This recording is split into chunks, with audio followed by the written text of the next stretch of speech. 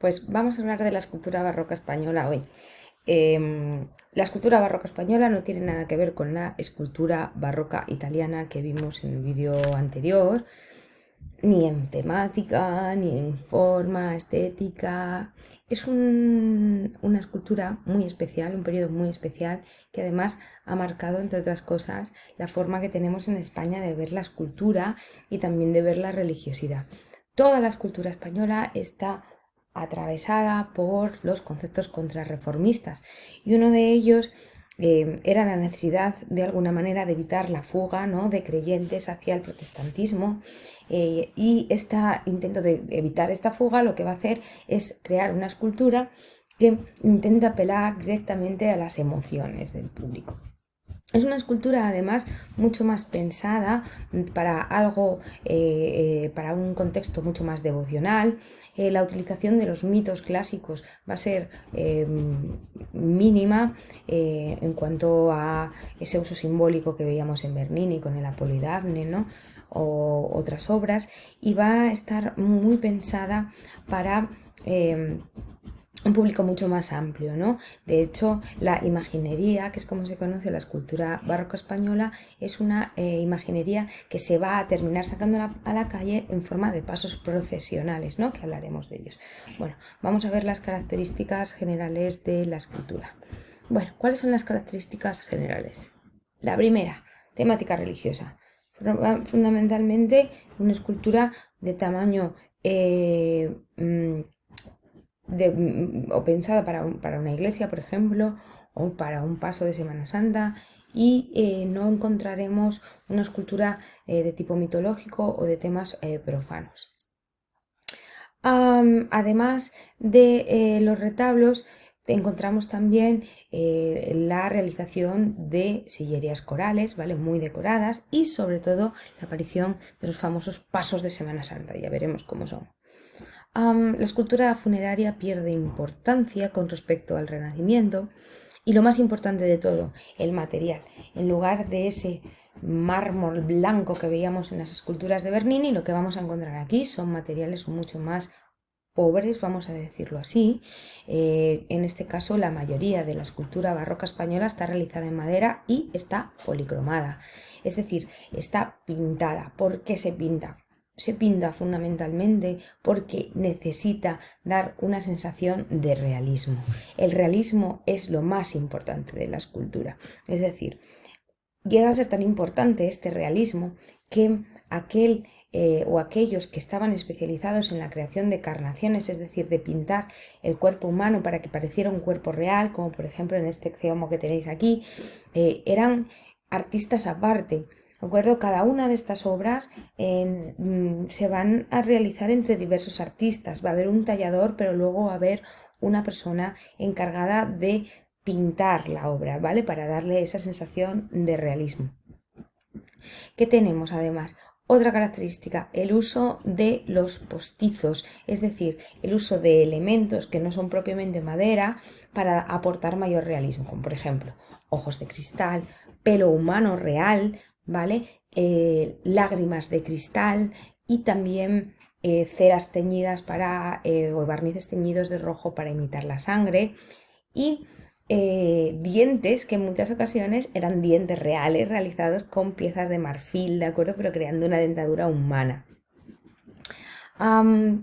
Algunas de las obras más importantes van a ser imágenes de vestir, es decir, imágenes, esto es un concepto distinto, son imágenes que están pensadas sobre todo para pasos sacramentales, de las cuales solo se tallaban manos, pies y cabeza, y la ropa que llevaban se podía intercambiar, así como una especie de Barbie gigante que además era móvil, se podía colocar esa imagen en diferentes posiciones, ¿de acuerdo? Lo que se busca es representar el dolor, la angustia, la muerte, ¿de acuerdo?, de todo lo que tiene que ver con la pasión de Cristo. Lo que buscaban era que el espectador se sintiera movido a esa emoción religiosa a través de la empatía con las figuras que estaban viendo. Ahora os pondré un ejemplo, pero imaginaros estas figuras que son de tamaño real, son de tamaño humano, la mayoría de ellas. Imaginaros estas figuras localizadas, por ejemplo, en una capilla en semipenumbra, pues la mayoría de las veces resultaban casi reales, era como una especie de teatro tétrico, ¿de acuerdo?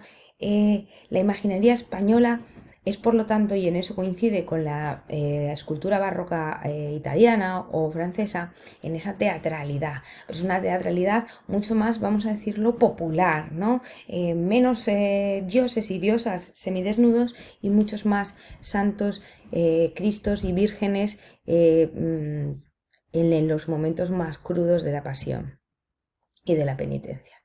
Tenemos diferentes escuelas, ¿de acuerdo? De las cuales destacamos tres. La escuela andaluza, con un realismo más clasicista. Esto significa que van a estar muy inspirados por los modelos clásicos y renacentistas de la escultura grecolatina, ¿vale? Luego tenemos la escuela castellana, especialmente a Gregorio Fernández, que lo que nos va a mostrar es ese realismo más violento, ¿de acuerdo? Ese dramatismo extremo, ese uso extremo de los postizos, de los ojos de cristal, de llevar ese rollo gore de la escultura y de la pasión de Cristo, de las diferentes fases de la pasión de Cristo, a su máxima expresión.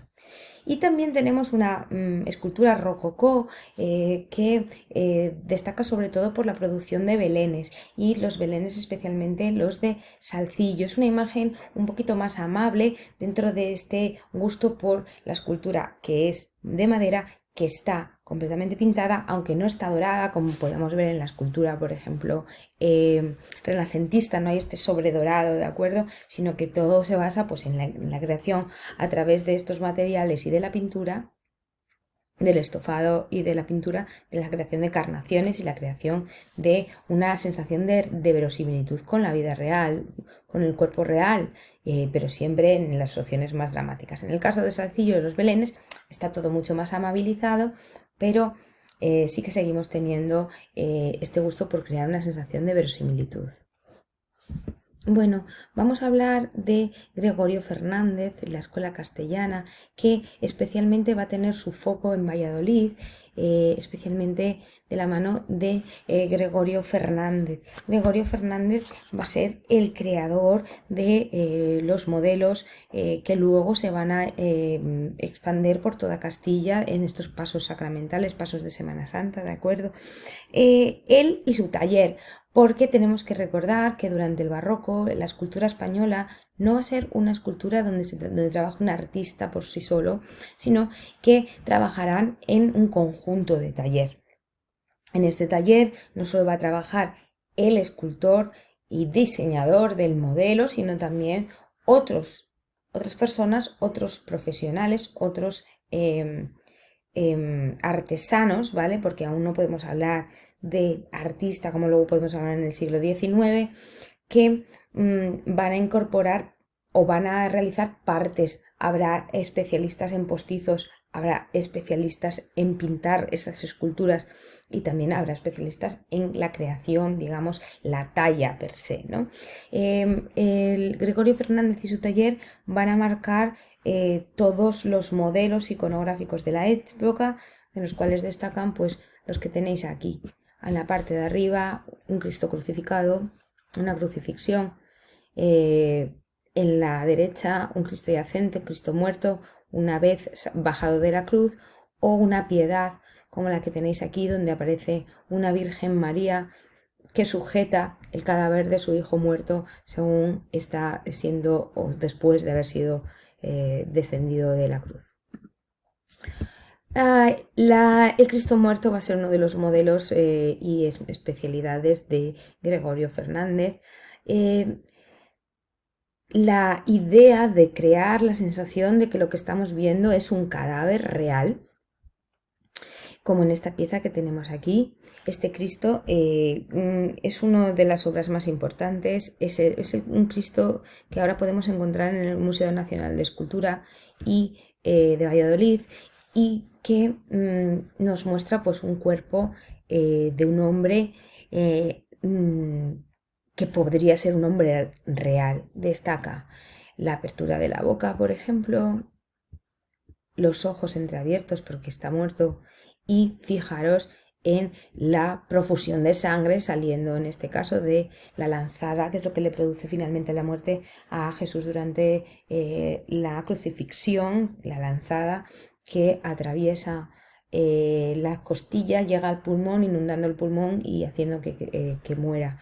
También podemos ver la sangre que emana tanto, por ejemplo, aquí, de lo que luego serán los estigmas, es decir, por dónde está crucificado Jesús, y en la imagen anterior se podían ver también los agujeros de los clavos en los pies.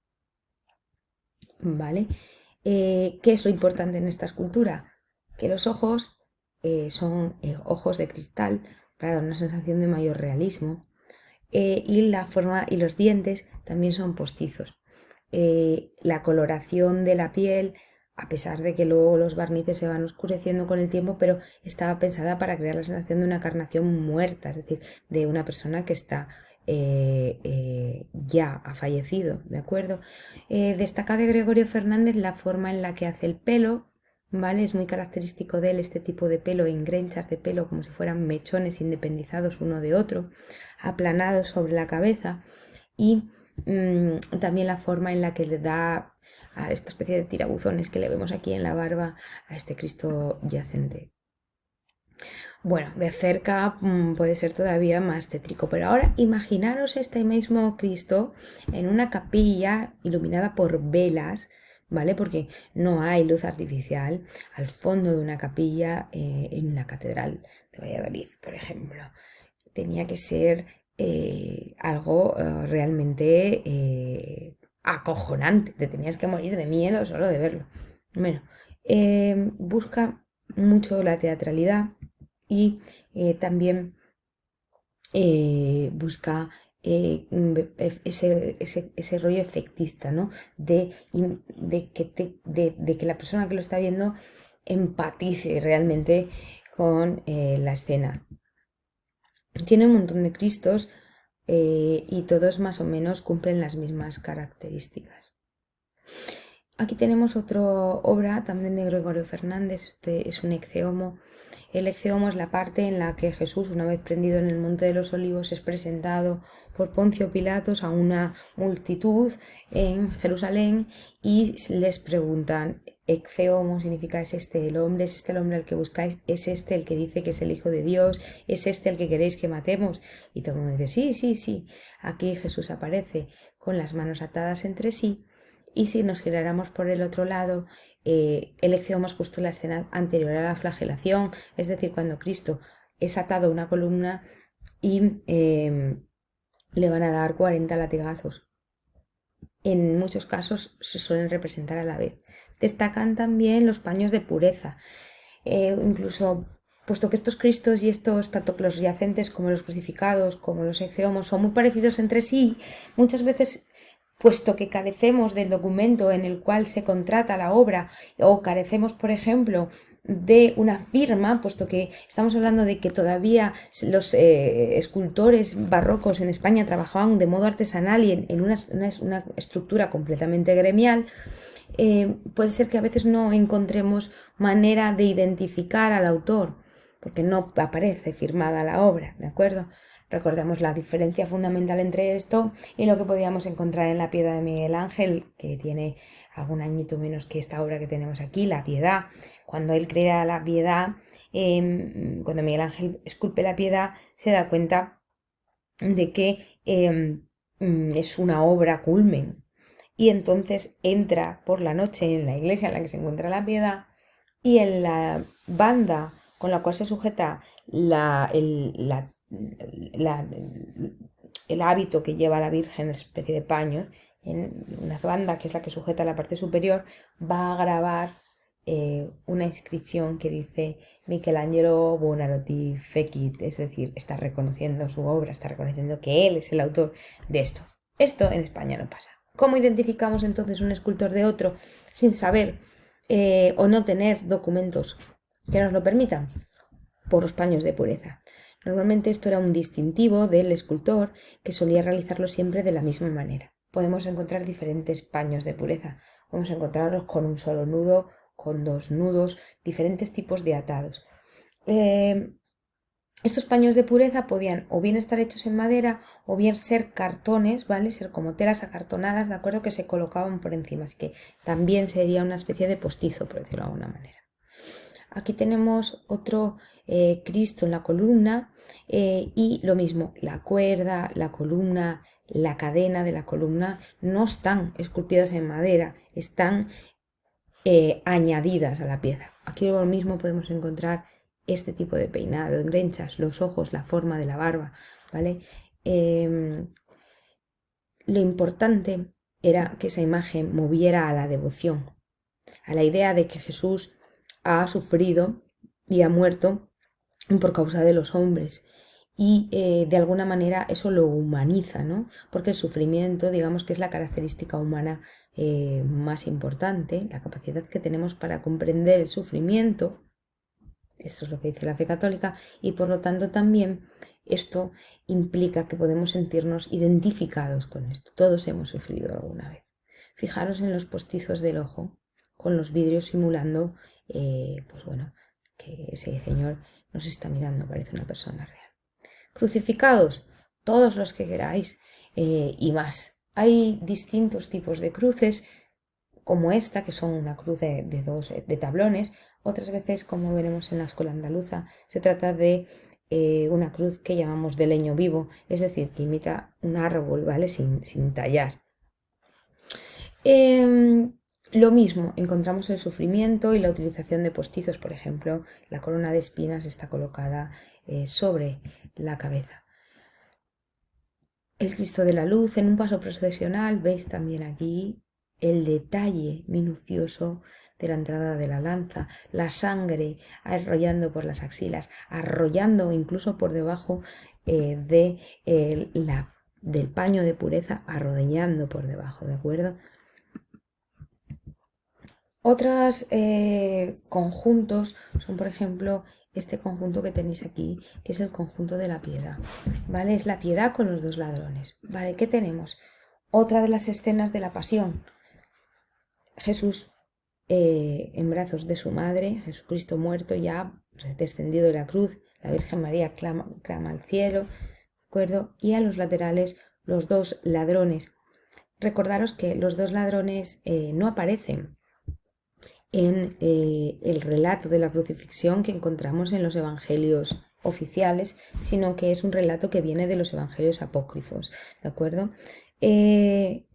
Lo importante de estos dos ladrones, de la piedad, del conjunto de la piedad, es el conocimiento anatómico. Ojo, un conocimiento anatómico que a veces se les iba de las manos, porque realmente tampoco tenían acceso a tantos modelos vivos con esa estructura muscular y anatómica.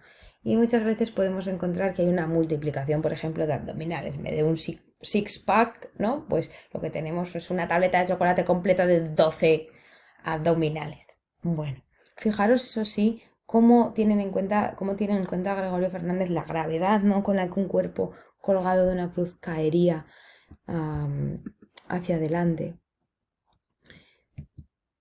Aquí un detalle de la piedad, como en esa madera policromada vemos que la Virgen aparece cubierta con un manto azul, iconográficamente es el elemento definitorio de la Virgen María.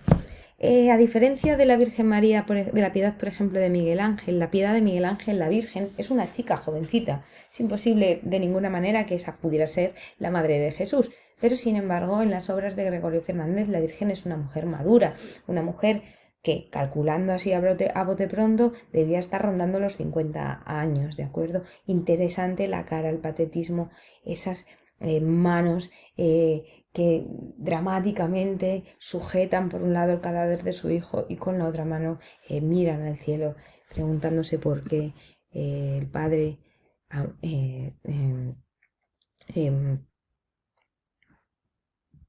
terminado con la vida del hijo, ¿no? El tengo sed es un paso procesional. Aquí tenemos algunas imágenes de estos pasos procesionales. Lo interesante de los pasos procesionales es algo muy interesante.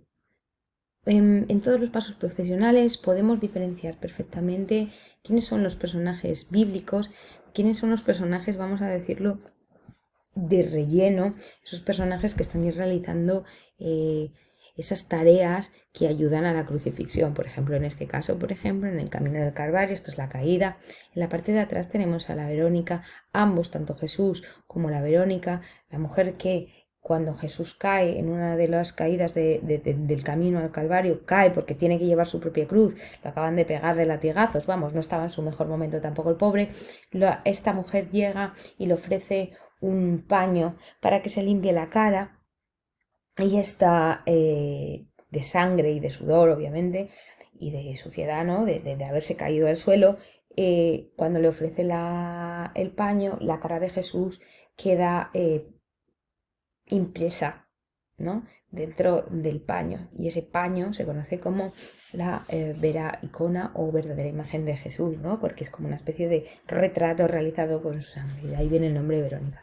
Tanto la Verónica como Jesús van vestidos de una forma arqueologizante, que llamamos, es decir, van vestidos con unos ropajes que nos pueden recordar a las togas que se podían llevar en épocas anteriores, ¿no? En el mundo griego, o las togas romanas, ¿no?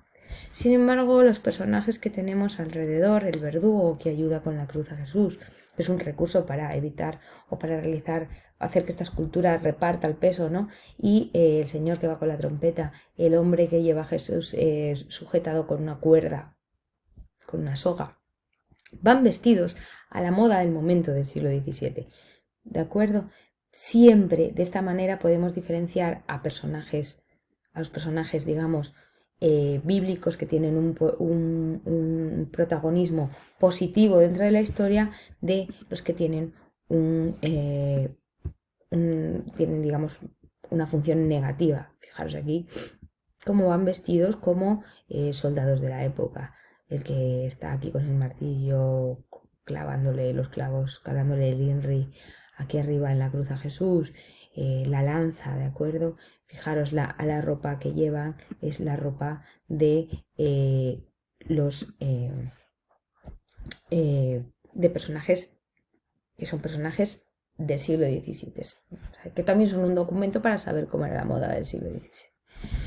Este paso procesional se llama el descendimiento, ¿de acuerdo? Se le conoce también como el reventón, porque es muy muy pesado. Tienen que haber muchos cofrades necesitan muchos cofrades para poder llevarlo, hacer el paso procesional.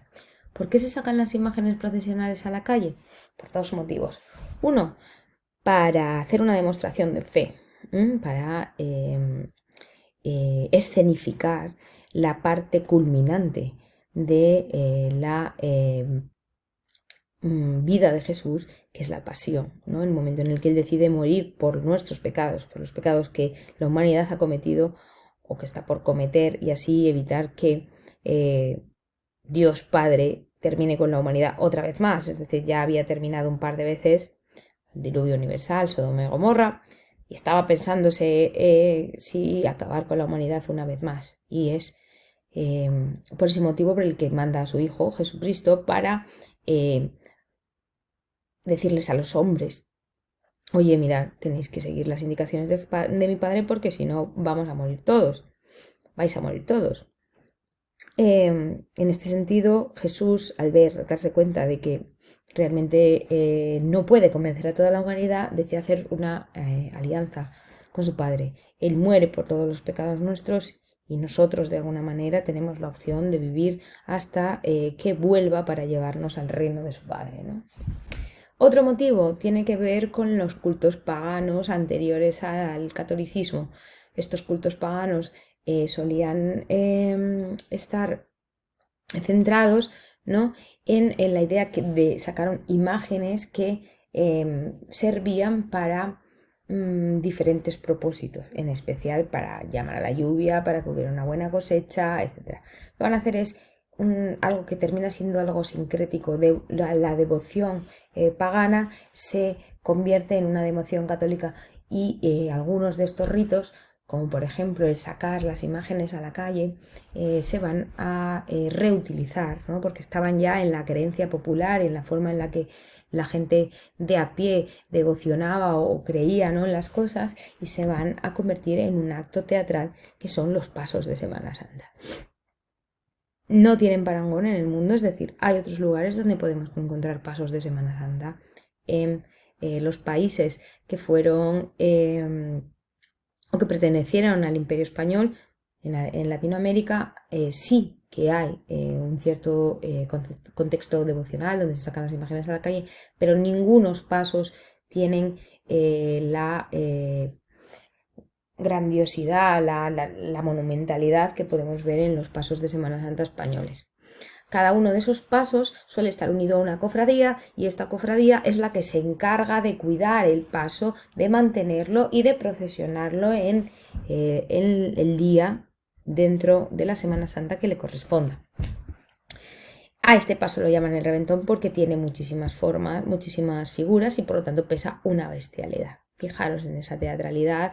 De nuevo encontramos a Jesús, está siendo bajado de la cruz, le han puesto 2 escaleras a la cruz para poder bajarlo y abajo lo están esperando la Magdalena y San Juan para ayudarles a descenderlo. Bueno, encontramos otro tipo de imágenes que tienen que ver también con la devoción, pero que no están tan relacionadas con el contexto de la pasión, como estas inmaculadas de la iglesia del Carmen de Valladolid. Estas imágenes las vamos a ver también muy a menudo y tienen que ver también con una parte de la discusión teológica que se va a llevar a cabo durante el siglo XVI y XVII sobre la Inmaculada Concepción. ¿Y qué demonios es la Inmaculada Concepción? Vale, la Inmaculada Concepción era algo que preocupaba enormemente a la Iglesia. Es decir, ¿cuál era realmente la figura de la Virgen? Esto está relacionado directamente con la Contrarreforma y con la Reforma Protestante, que apelaba a la humanidad de la Virgen María como mera transmisora, como os decía en el primer vídeo, como mera transmisora de el Hijo de Dios hacia la humanidad, pero que ella misma era humana. Lo que pasa es que esto a una parte de la iglesia no le acababa de cuadrar, ¿no? Necesitaban dotar a la Virgen, vamos a decirlo así, de una historia, un relato que la sacralizara de de alguna manera para poder mantener el culto a la Virgen. La Inmaculada Concepción es la idea de que la Virgen fue concebida también sin mácula, es decir, sin que se hubiese producido un acto sexual para su concepción. De ahí viene todo el relato de la vida de la Virgen que podemos encontrar en muchos retablos, tanto renacentistas como barrocos, donde aparece el momento de la gestación de la Virgen. Es lo que llamamos el abrazo de San Joaquín y Santa Ana, padres de la Virgen, hombres mayores, hombre y mujer, un matrimonio muy mayor, que ya no eran capaces de concebir, que no habían tenido descendencia y que en un momento determinado San Joaquín va a pedirle a Dios, vamos a decirle así, que le dé descendencia, prometiendo que si esa descendencia llega, va a santificar a ese niño, ese retoño, niño, niña, para la vida sagrada, ¿no? Para la vida, para el culto, ¿no? A Dios. Bueno, así que San Joaquín se va por ahí, deja a Santa Ana bastante preocupada porque piensa que la ha abandonado, que la va a repudiar y entonces Dios le dice a San Joaquín que regrese porque su mujer está encinta. Esta historia nos remite a una concepción de la totalmente inmaculada de la Virgen, es decir, la Virgen ya nace con ciertos o de una forma que antecede o que nos va a poner que va a ser como la precuela, ¿no? De su función como Madre de Cristo un poquillo más adelante, ¿no? Cuando termina por casarse con José y pues va a tener el Hijo de Dios a través del Espíritu Santo. Y bueno, no me quiero meter en complicaciones, pero en cualquier caso, la Virgen Inmaculada es este tipo de imagen en la que destaca por una Virgen representada en posición orante, no como madre, sino como mujer santa, sobre los elementos con los que se les identifican a título iconográfico, que serán el manto azul y la media luna. Todo esto también tiene una connotación que nos remite de nuevo a, pues a todos los cultos paganos, ¿no? Si el sol es Dios, la luna sería la Virgen. Vale, esto lo dejo ahí, pero vamos, que no me tenéis por qué hacer mucho caso. Bueno, en otro lado de la península ibérica nos encontramos con la escuela andaluza. La escuela andaluza es una escuela realista, pero mucho más contenida en la manera en la que se representan las figuras. Encontramos también el uso de los dorados, por ejemplo, y también el uso de la pintura polícroma para crear sensación de realismo. Los creadores de este momento van a ser Martínez Montañés y Juan de Mesa, por un lado, y en Sevilla, y en Granada, Alonso Cano y Pedro de Mena. Martínez Montañés, lo encontramos aquí, nos representa un Cristo crucificado, similar al que podíamos ver de Gregorio Fernández, pero aquí si veis la cruz no es una cruz de tablones, sino que es una cruz de leño vivo, es decir, son dos troncos de madera de árbol sacado directamente del árbol sin tratar, no son dos tablones que hayan sido tratados, ¿de acuerdo? Es mucho más comedido. El Cristo de Martínez Montañés está vivo, no está muerto. Y el físico de Cristo no es un físico de un hombre muerto, sino el físico de un hombre musculoso que está aguantando aún la presión de estar crucificado, aguantando hasta el último momento, ¿vale? No desfalleciendo. Todo tiene un aire mucho más suave, el modelado del cuerpo, el uso de la sangre, el uso de postizos, es todo más comedido, y está inspirado mucho más por la escuela clásica que lo que veíamos en Martínez Montañés. También hay que decir que tanto la escuela granadina como la escuela sevillana son escuelas mucho más cultas, que tienen más contacto con lo que se está realizando en Europa, sobre todo a través de viajes y a través de grabados donde se podían ver las obras de otros artistas, y se habían creado grupos de estudio donde se estudiaban también la mitología clásica y se estudiaban las formas de representación que se estaban llevando a cabo en otras partes del mundo, sobre todo en aquellas que iban llegando, ¿no? Que en realidad era la obra del Renacimiento, con lo cual lo que vemos es una obra mucho más comedida. Fijaros que las facciones de Cristo son muchísimo más suaves. Fijaros también que no hay ese exceso de sangre, ese rollo gore, ¿no? Que veíamos en las esculturas anteriores. Lo podemos comparar aquí. A la derecha, el Cristo de la Clemencia de Martínez Montañés de la escuela sevillana, a la derecha, el Cristo de la Luz de Gregorio Fernández. Sobran las palabras, juzguen ustedes mismos. Martínez Montañés en realidad no tiene todo ese bagaje y ese conocimiento del mundo clásico que sí que tenían en las escuelas andaluzas, y por lo tanto su obra es una obra quizá más realista de alguna manera, pero también mucho más dramática.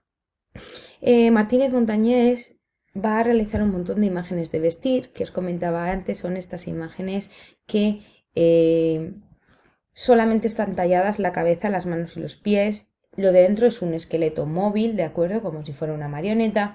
Y la ropa que veis por encima, como este Cristo Nazareno que tenéis aquí, está realizada con telas de verdad, con terciopelos, con brocados, con hilo de oro. Dependiendo de la imagen nos encontraremos más o menos riqueza en la manera en la que se les viste. Y lo bueno es que es intercambiable. Parte de la gracia de estas imágenes que es que le podemos cambiar de ropa, ¿no? Y también, bueno, esto implica que cada nueva vestimenta puede ser más rica, más lujosa, más a la moda de cada momento, ¿no? Probablemente en algún momento hubiese una expectación por saber qué nueva ropa va a sacar el Cristo en este nuevo paso de este año, ¿no? Porque cada año se le fabricaría un nuevo atuendo. Aquí tenemos otra imagen, volvemos a la Inmaculada. Si os dais cuenta, son imágenes para un culto muchísimo más privado. Las imágenes de las Inmaculadas son mucho más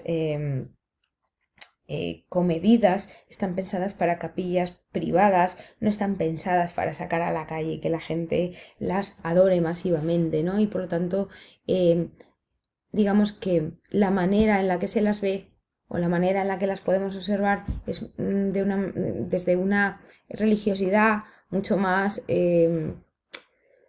exquisita, por decirlo de una manera mucho más culta, ¿no? No están pensadas para el culto, digamos, popular.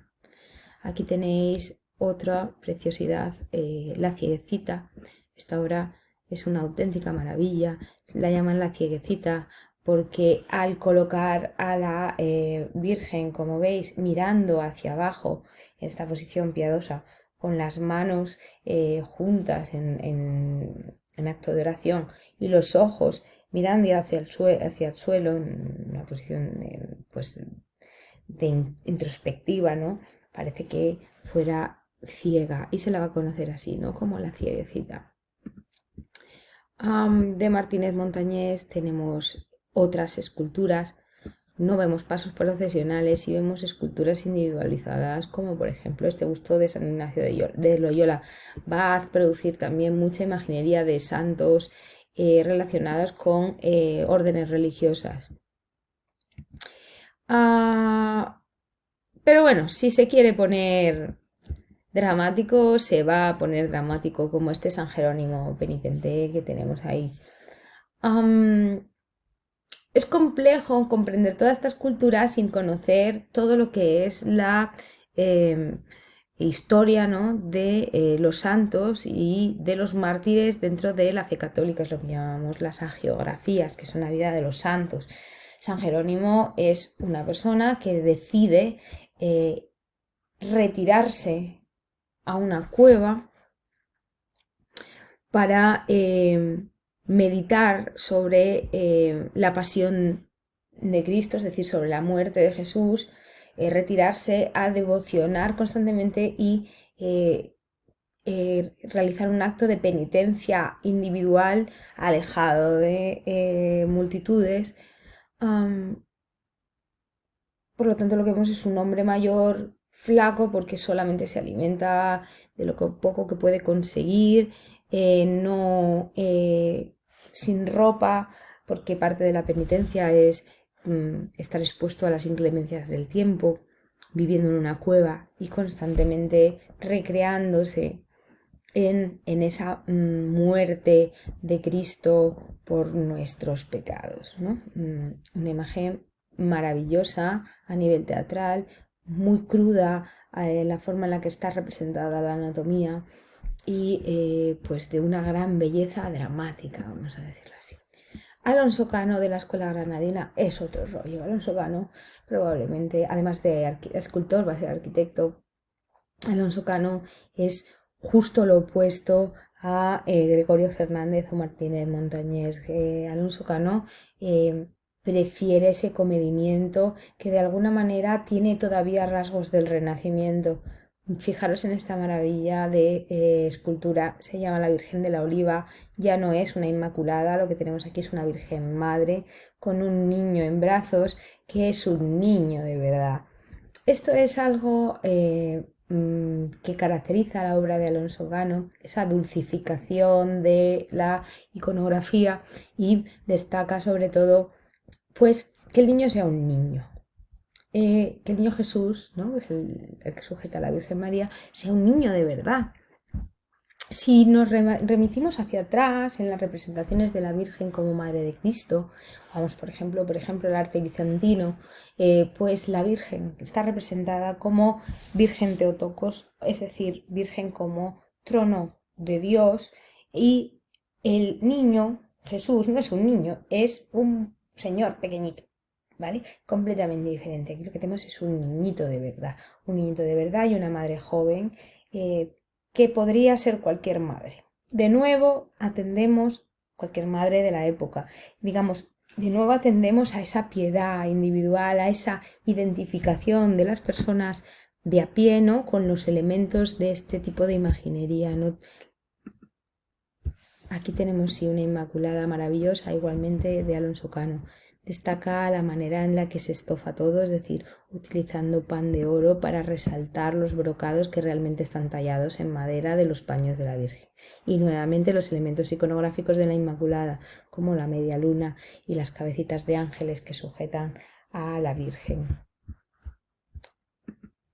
Preciosísima la Inmaculada Concepción de la Catedral de Granada, con esta forma de esculpir que tenía especialmente Alonso Cano, que llamamos ausada, es decir, la figurita tiene esta forma así como si fuera un uso, ¿no? Como un uso para hacer el hilo de lana, ¿de acuerdo? Entonces es así como ausadita. Destaca, y sabemos que está Alonso Cano también por la manera en la que divide el pelo de la Virgen en dos capas, ¿de acuerdo? Una a cada lado y luego los mechones que le caen. Es un recurso que va a utilizar muy, muy a menudo. Pedro de Mena es otro de los artistas de la escuela granadina y lo que tenemos es la representación de algunos santos, y quizá de Mena destaca esta capacidad para hablarnos de la piedad individual, un poco en el estilo del San Jerónimo que veíamos antes, y sobre todo aquí sí haciendo uso de elementos que no son solo maderas, que son también postizos, los dientes, los ojos sí que se utilizan, pero destaca sobre todo la manera en la que se crean todas las vestimentas, ¿de acuerdo? Esta representación de la fe y la devoción individual es lo que llamamos la mística, pero siempre desde un punto de vista dramático, un poco en el hilo de lo que veíamos con el éxtasis de Santa Teresa de Bernini, pero desde un punto de vista muchísimo más, mm, digamos, sencillo, ¿no? Hay una cierta austeridad. La Madalena Penitente posiblemente es mi obra favorita del barroco español. La Madalena es María de Magdala, seguidora de Jesús, mujer que una vez conoce a Jesús de Nazaret, decide seguirlo, abandonar sus riquezas.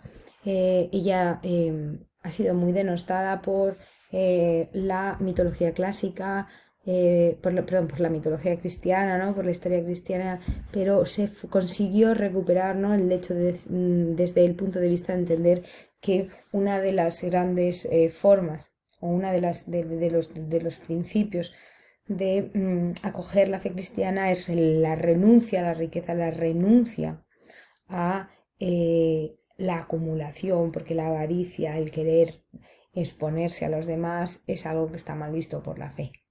La María Magdalena, María de Magdala, abandona todo eso y sigue a Jesús en todo su recorrido. Está presente en todos los momentos de la vida pública de Jesús, desde el momento en el que le conoce.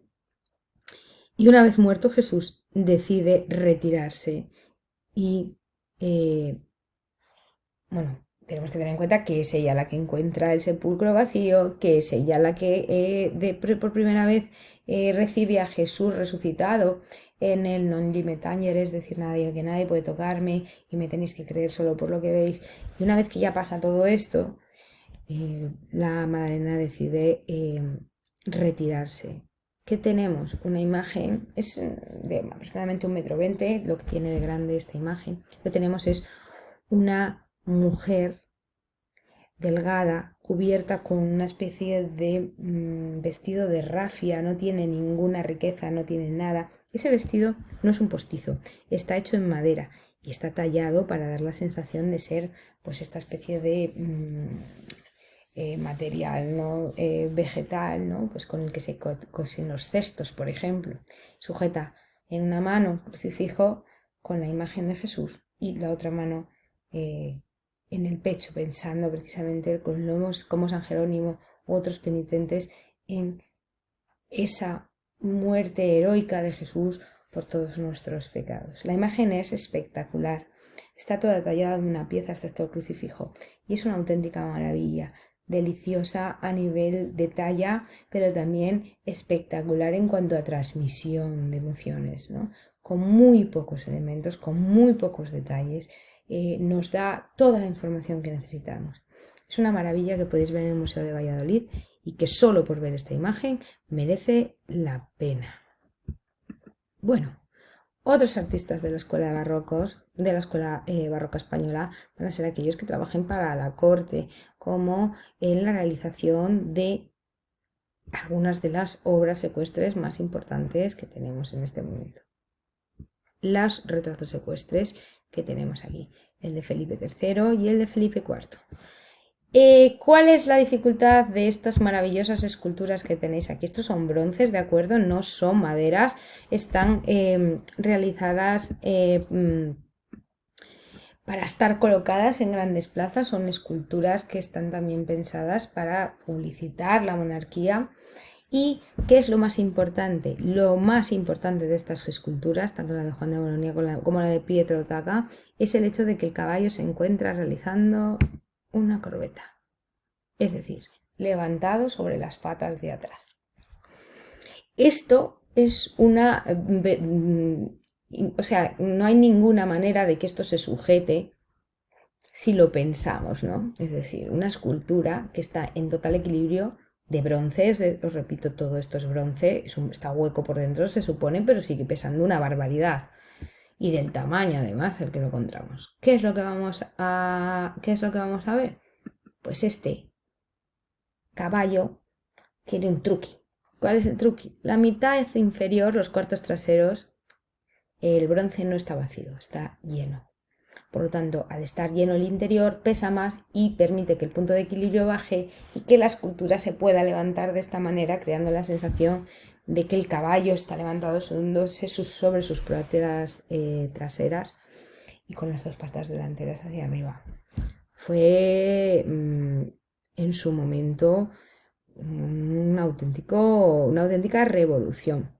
A mí me recuerda mucho a estas personas que son artistas callejeros que podemos ver en el centro de Madrid, que parece que están flotando como si fueran, ¿vale? Pues es el mismo tipo de truco.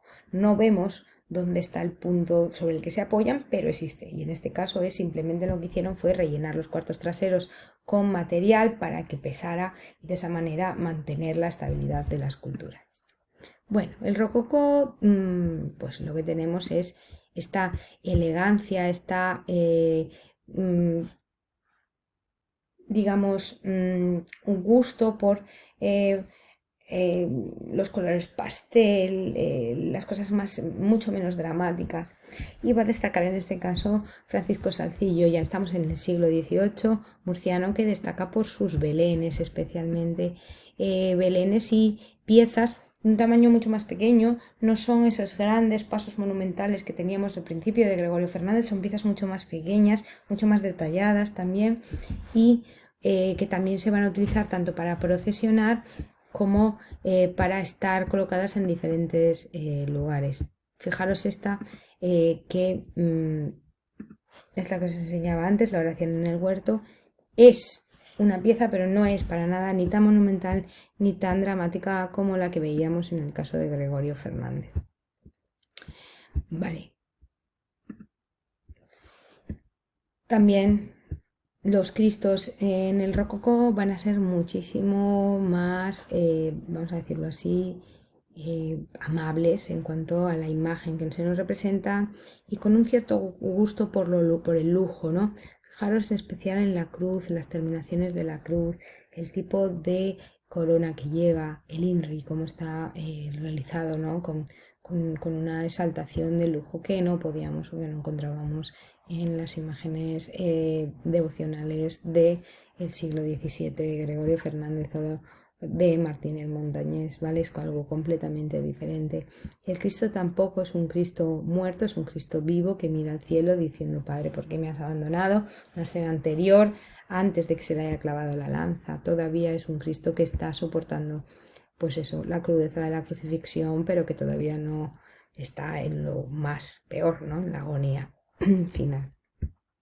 Y lo mismo pasa con las vírgenes. La dolorosa de Salcillo, sí hay pena, sí hay dramatismo, pero nada que ver con las vírgenes que encontrábamos en el siglo XVI.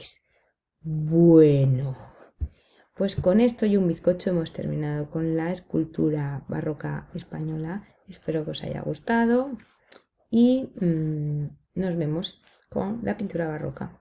Chao.